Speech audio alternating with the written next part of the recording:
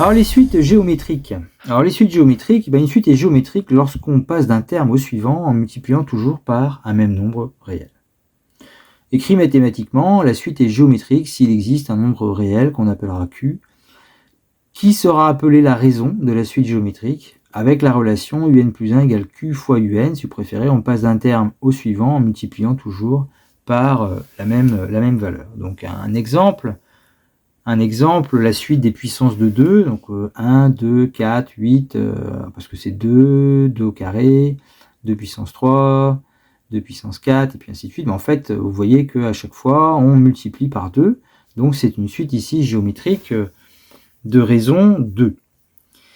Un premier exercice, on considère la suite géométrique de raison 1,5, de premier terme U0 égale 4, calculer les termes suivants.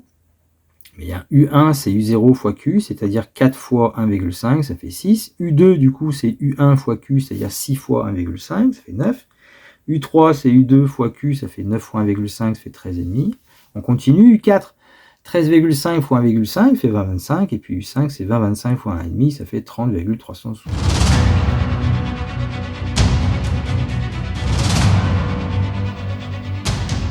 Alors une suite géométrique va avoir une forme explicite. Le résultat est le suivant, c'est que lorsqu'on a une suite géométrique de raison Q et de premier terme U0, eh bien le terme UN se calculera à l'aide de la formule U0 fois Q puissance n. En illustration, très simplement, pour aller passer d'un terme à l'autre, à chaque fois on multiplie par le même multiplicateur. Ça veut dire que pour passer de U0 à U2, le multiplicateur Q va apparaître deux fois, mais attention, on va faire fois Q, et ça c'est Q carré. Quand on va aller de U0 jusqu'à U3, c'est fois Q, puis fois Q, puis fois Q, ça veut dire fois Q au cube. Et donc vous avez compris que pour passer de U0 à U4, ça sera fois Q puissance. Vous avez raison. Donc on aura UN égale U0 fois Q puissance n. En application, écrire pour la suite géométrique de raison 1,5 et de premier terme U0 égale 4. UN en fonction de n et U0. Eh bien UN, c'est U0 fois Q puissance n. On remplace U0 par 4, Q par 1,5, on obtient UN égale 4 fois 1,5 puissance n. Calculer U17, vous remplacez n par 17, ça fait 4 fois 1,5 puissance 17, environ 3941. Maintenant, il existe d'autres relations, dont la première, le terme UN est aussi égal à U1 fois Q puissance n-1. Après, on aura U2 fois Q puissance n-2. Alors pourquoi ces formules? Eh bien parce que, si on reprend l'illustration, imaginons que on parte maintenant de U1. Pour arriver à U3, du coup, il y a une multiplication en moins. Ça veut dire que pour passer de U1 à U3, ce ne sera pas Q puissance 3, mais Q puissance 2, parce qu'on fera fois Q fois Q. Autrement dit, par rapport à l'exemple précédent où on partait de U0, en fait, il y a une multiplication en moins. C'est pour ça qu'au niveau de la formule, on aura un exposant en moins, d'où n-1. Ce qui veut dire que quand on a une suite géométrique qui va être définie par U1 égale 3 et une raison de 0,75, eh bien, pour tout n supérieur ou égal à 1, tous les termes vont s'écrire U1 fois Q puissance n-1, c'est-à-dire 3 fois 0,75 puissance n-1. Du coup, U12, pour le calculer, on remplace n par 12. Donc ça fait 3 fois 0,75 puissance 12 moins 1, 3 fois 0,75 puissance 11, environ 0,127.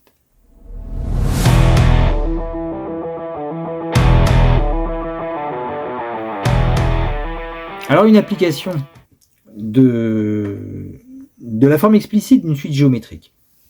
Avec le contexte suivant, un nombre de participants d'un club sportif augmente de 5% chaque année. En 2014, il y avait 500 participants. Déterminer U0. Alors U0 correspond à l'année 2014. 2014 plus 0, 2014. Donc c'est 500. Calculer la valeur U1. Alors nous avons vu dans une vidéo qui arrive sur l'écran que quand on a une augmentation de 5%, ça veut dire qu'il faut multiplier par 1,05, c'est-à-dire 1 plus 5 sur 100. Donc on fait 500 fois 1,05, on obtient 525. L'année suivante, on recommence, puisque l'augmentation, c'est chaque année. Donc on fera 525 fois 1,05. On obtient 551. La nature de cette suite, eh bien, elle est géométrique, puisque on multiplie toujours par 1,05. Si on veut écrire ça de manière un peu plus mathématique, on écrira que pour tout n, un plus 1 est égal à 1,05 fois un.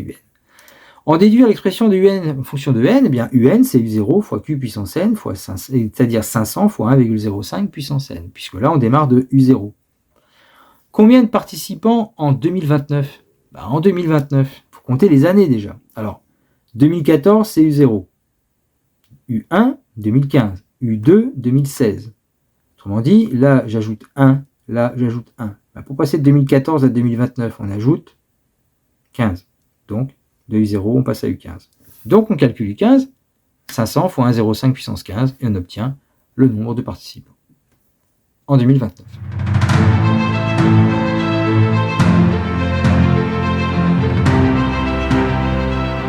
Et maintenant, une formule pour calculer la somme des premiers termes d'une suite géométrique. Alors ici, nous aurons une suite géométrique de raison Q. Et bien, quand on ajoute ce qu'on appelle les premiers termes, en fait, vous partez de U0, on ajoute U1, puis U2, jusqu'à un certain terme.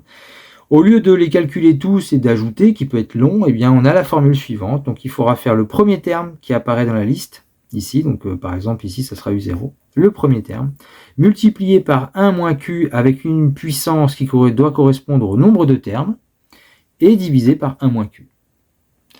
On met ça en application afin d'illustrer cette formule. Un loyer qui augmente de 1,5% par an.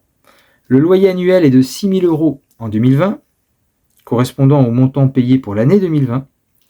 Et on considère que l'augmentation se poursuit ainsi chaque année. Donc UN correspond au montant pour l'année 2020 plus N. U0, c'est l'année de départ, donc c'est 6 000.